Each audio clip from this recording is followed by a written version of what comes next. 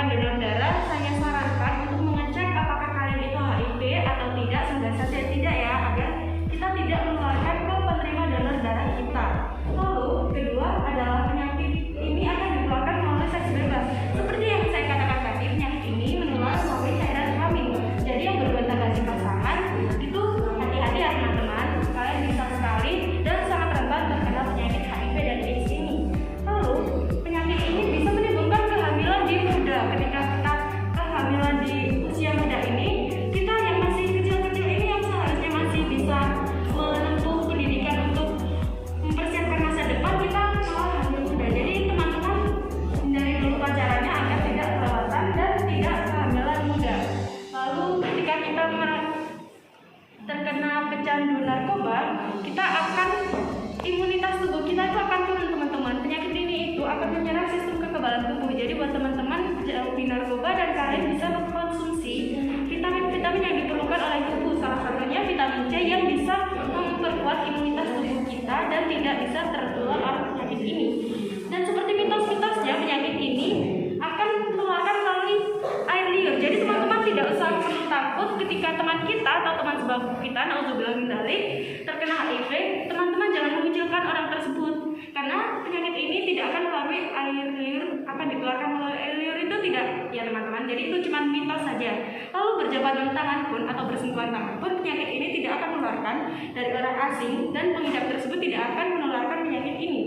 Lalu yang kedua adalah berbagi alat makan dengan sang pengidap. Jadi ketika kita bergantian alat makan seperti sendok, itu bisa saja menularkan penyakit dari sang pengidap ke kita ya teman-teman. Lalu ketika maksud saya yang alat makan tadi tidak akan tertularkan melalui alat makan ya teman-teman, mohon maaf. Lalu keringat dan air liur itu tidak akan menularkan penyakit ini.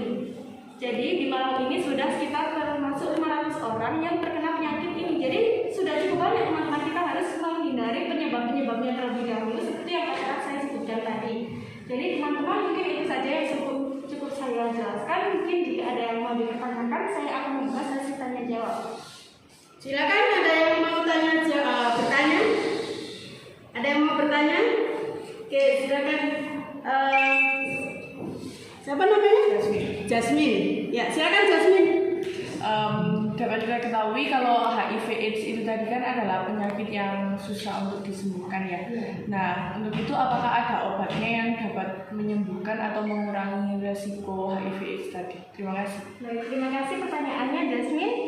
Jadi penyakit ini tidak bisa disembuhkan secara total, namun ada beberapa cara yang bisa kita lakukan untuk mencegah penyakit ini lebih menyebar ke tubuh kita. Salah satunya adalah cuci darah. Cuci darah tersebut bisa memperpanjang masa hidup sel pengidap. Karena penyakit ini tidak bisa disembuhkan, maka hanya ada beberapa cara dokter yang bisa dilakukan ya. Jadi terima kasih.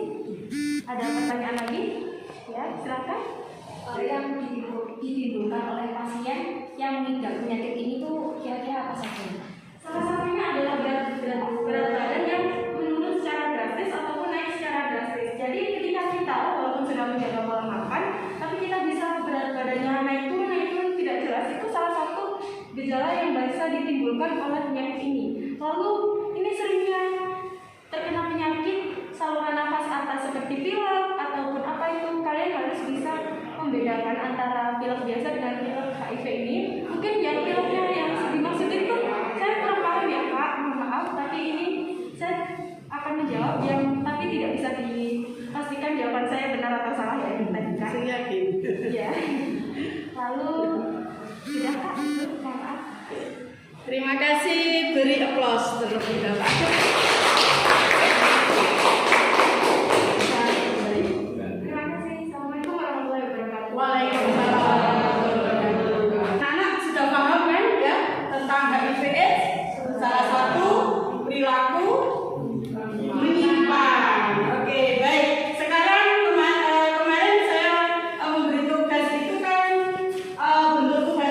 Video, ya kan? Ada video, ada yang pamflet, ya.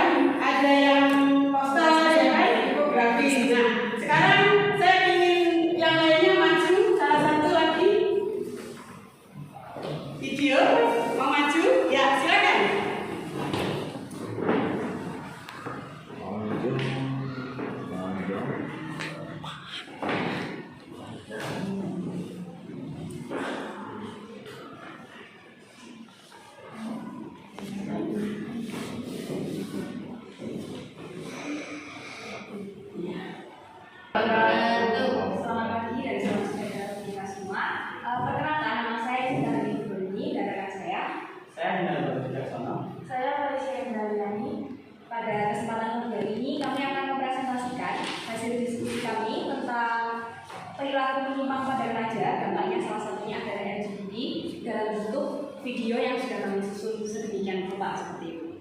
Bisa dilihat dalam video ini ditayangkan beberapa contoh dampak dari perilaku penyimpangan pada remaja. Dan di sini saya ingin menekankan pada salah satu dampaknya, yaitu adalah menyebarnya atau maraknya perilaku LGBT dalam lingkup remaja seperti itu. Dari hasil diskusi kami menyimpulkan bahwa perilaku menyimpang pada remaja, salah satunya LGBT, itu salah satu faktor terbesarnya adalah dari globalisasi dan juga kesalahan pada pertemanan remaja seperti itu. Kenapa globalisasi? Dikarenakan LGBT ini itu memang sudah menjadi tren di negara-negara barat seperti itu, dan mungkin secara hukum atau secara moral di negara barat hal itu sudah menjadi hal yang lumrah atau biasa. Namun ketika globalisasi itu menyebar dan sampai di Indonesia, remaja-remaja ini yang belum bisa membentengi dirinya itu bisa saja ikut terpengaruhi oleh tren LGBT ini yang sudah kita ketahui sebetulnya tidak sesuai dengan moralitas bangsa Indonesia seperti itu. Benar sekali. Mungkin tambahan dari saya, memang LGBT itu kalau secara di negara kita sendiri kan pasti sudah melanggar agama, dan untungnya kita remaja di Indonesia, khususnya seperti di Semanasi itu udah ada seperti dasar Islam, dasar agama yang bisa membentengi remaja-remaja untuk jauh dari kegiatan dari LGBT.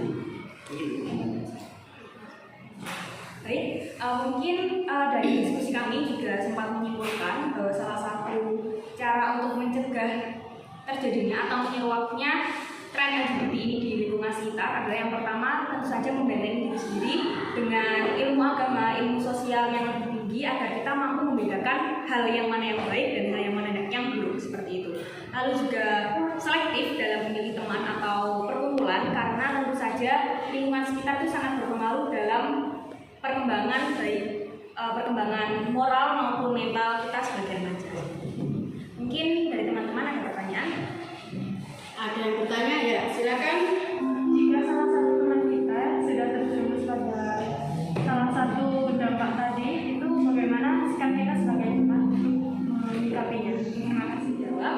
Menurut kami, karena kita di sini kapasitasnya masih seorang teman dan masih seorang siswa, masih seorang remaja seperti itu. Jadi mungkin kita bisa mengingatkan terlebih dahulu. Jadi mengingatkan bahwa perilaku tersebut itu menyimpang dan tidak baik, baik itu dari sisi sosial, sisi masyarakat maupun sisi agama.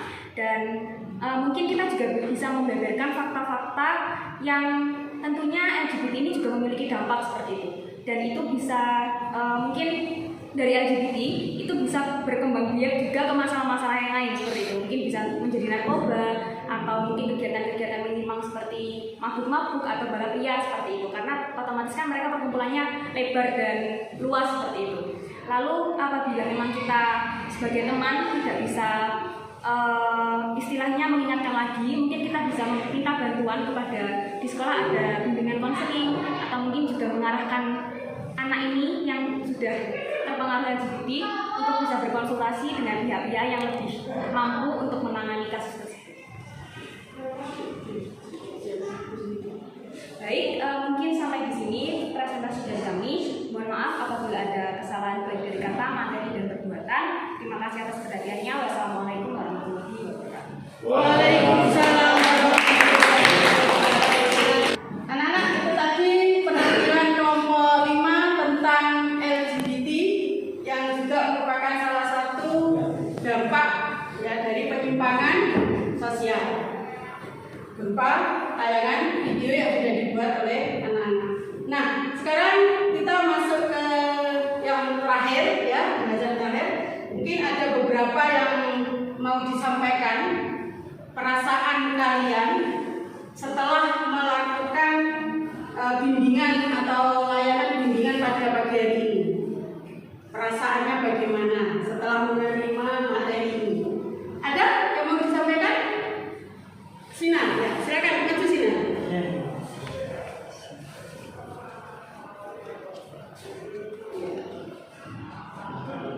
Assalamualaikum warahmatullahi wabarakatuh. Waalaikumsalam warahmatullahi wabarakatuh. Sebelumnya perkenalkan, nama saya Sinar Bagus Caksono, biasa dipanggil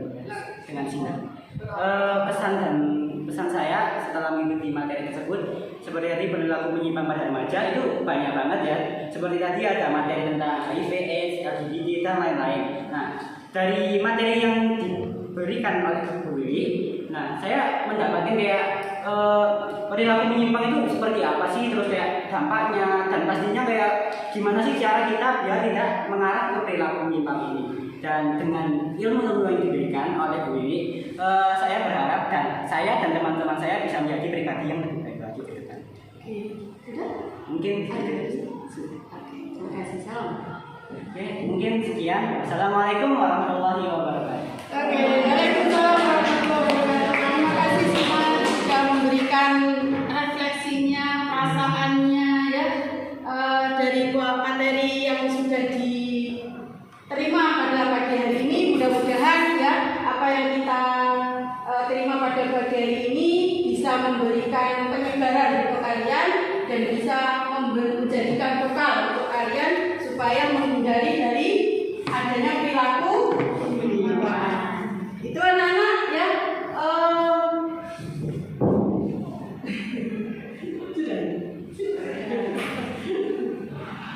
Oke, nah tugas kalian yang terakhir untuk tindak lanjut dari pembelajaran materi pada pagi hari ini, hasil kalian ya, hasil tadi, hasil kelompok kalian mohon tolong untuk diupload di medsos atau media sosial yang kalian miliki. Kalian memiliki apa saja medianya? Instagram, terus TikTok, YouTube, Twitter. Ada lagi? Oke. Nah, baik, itu saya pesan ke kelompok-kelompok tadi yang sudah dipresentasikan di depan untuk diupload di media sosial yang kalian miliki supaya apa? Supaya nanti kalian sama dengan mempromosikan atau berkampanye tentang bagaimana sih seharusnya seorang remaja itu berperilaku tidak sampai menyimpang. Itu para anak-anak siap? Oke, untuk itu hari ini kita cukupkan kesekian materi kita. Nanti kita akan ketemu lagi di sesi-sesi yang berikutnya. Dan apabila pada hari ini materinya ada yang kurang pas atau masih perlu tindak lanjut, saya tunggu di ruang BK untuk konseling individual ya, atau mungkin nanti kita akan membuat sekelompok gitu untuk konseling atau bimbingan kelompok gitu ya. Siap ya anak-anak? Oke, kalau itu saya akhiri, mudah-mudahan bermanfaat apa yang kita terima pada pagi hari ini. Cukup sekian, saya akhiri. Assalamualaikum warahmatullahi wabarakatuh.